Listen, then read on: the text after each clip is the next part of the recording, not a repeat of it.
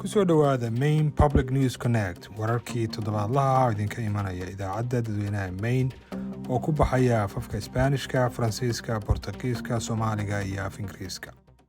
bismillahi raxmaani raxiim.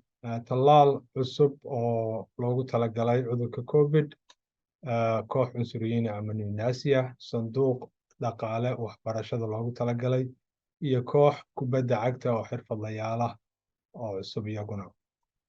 maanta waa maalin Jimcaha, bisha Sebtembarna ay tahay 15. waxaan halkan idinku soo gudbinaynaa qodobadii wararka ugu doorka roona. waxaan idinla socodsiinaya anigoo Maxamed Xasan. waa kuwan wararkii oo faahfaahsan. Tallaal cusub oo loogu talagalay covid.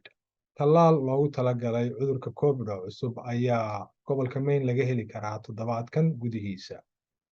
waxaana xarunta ka hortagga cudurrada iyo xakamaynta ee Maraykanku ay iyaduna ku baaqday inay dhowaan soo saari doonto iyaguna warfaafin amase iyaguna tilmaamo ama tusaale ku saabsan dadka xaqa u leh ama ugu habboon inay helaan tallaalka marka ugu horeysa. isla mar ahaantaana tirada hadda loo seexiyey isbitaalada ee qaba xanuunkan covid ayaa iyagu sii batay gobolka Maine iyo dhammaan Maraykanka oo dhanba. Dr. Dora Ann Mills oo iyadu la shaqaysa xarunta Maine Medical Center ayaa iyadu waxa ay ku dhiirigelisay dadka xaqa u yeesha tallaalkan inay qaataan, maadaama iyadu ay ku tilmaantay, waxay tiri, xanuunkan covid inuu 4 jibaar ka badan yahay, ka khatarsan yahay cudurka hargabka, una badan tahay inuu dad dilo. haddaba guddoomiyaha gobolka Janet Mills ayaa iyaduna waxay sheegtay in tallaalkan uu noqon doonin mid bilaasha, laakiin ay filayso in ayba badankoodu caymisyada caafimaadka badankoodu ay lagu bixin doono ama ay bixin karaan tallaalkan kharashkiisa.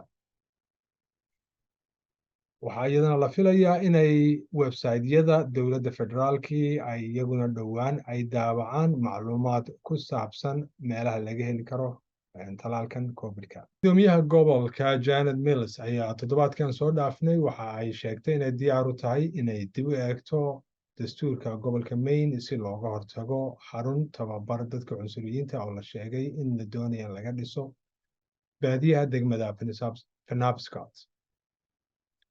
guddoomiye Mills ayaa iyadu waxay sheegtay inay aad uga walaacsan tahay wararka la sheegay inay sii kordhayaan dadka ama kooxaha cunsuriyiinta iyo kuwa yuhuudda necab ee gobolkan la sheegay inay ku soo kordhayaan.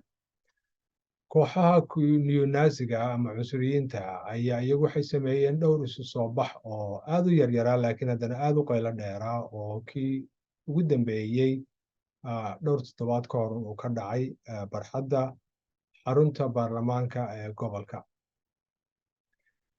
Mills waxay sheegtay in ay diyaar u tahay in iyada iyo xiriiryaha guud ee gobolkuba ay dib u eegaan wax alla wixii soo jeedin ah ee laga bedelayo dastuurka ama qanuunka gobolka Maine, laakiin hadda iyadu aysan diyaar u ahayn inay xeer cusub oo la qoro taageerto.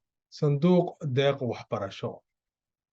Prosperity Maine oo ah koox iyadu isku hawsha in ay kordhiso dhaqaalaha dadka soo galootiga ayaa waxa ay sheegtay in ay ballaarin doonto deeqda waxbarasho ee ay siiso ardayda doonaya inay sii wataan waxbarashadooda ka dambeysa dugsiga sare ee soo galootiga ama magangelyo doonka.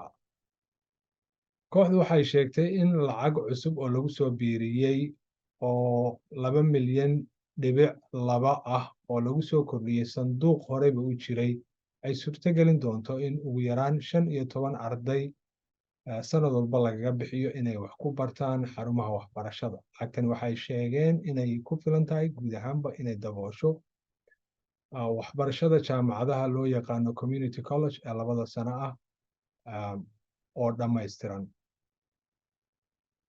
haddaba guddoomiyaha xaruntan ama agaasimaha xaruntan oo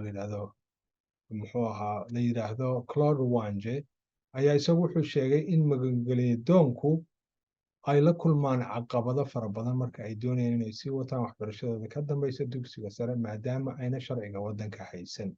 koox kubadda cagta oo xirfadlayaal ah Portland ayaa waxaa laga yaabaa inay dhowaan u noqoto hooy koox cusub oo xirfadlayaal oo kubadda cagta ah.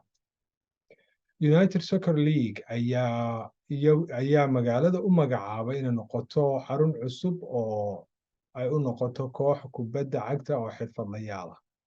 taasi waxaa dadaalkeedii ay ku timid koox horey u ciyaari jirtay kubadda cagta oo iyagu dhaqdhaqaaq ka sameeyey in arrimahaas la helo iyo iyaguna dad maalgashadayaala oo arrintaas iyada ah la qabtay.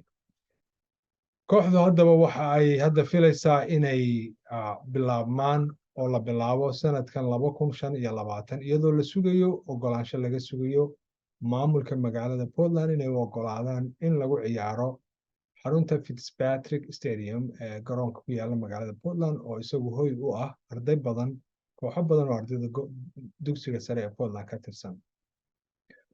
kooxdu hadda waxay xaq u yeelan doonaan inay ku biiraan USL1 kaas oo loo tixgeliyo inuu yahay heerka saddexaad ee horyaalka kubadda cagta ee ragga oo hadda leh 14 naadi. halka aad nagala socoteen waxay ahayd Main Public waxaana idinla socodsiinaya anigoo ah Maxamuud Xasan. waad mahadsantihiin iyo is arag dambe.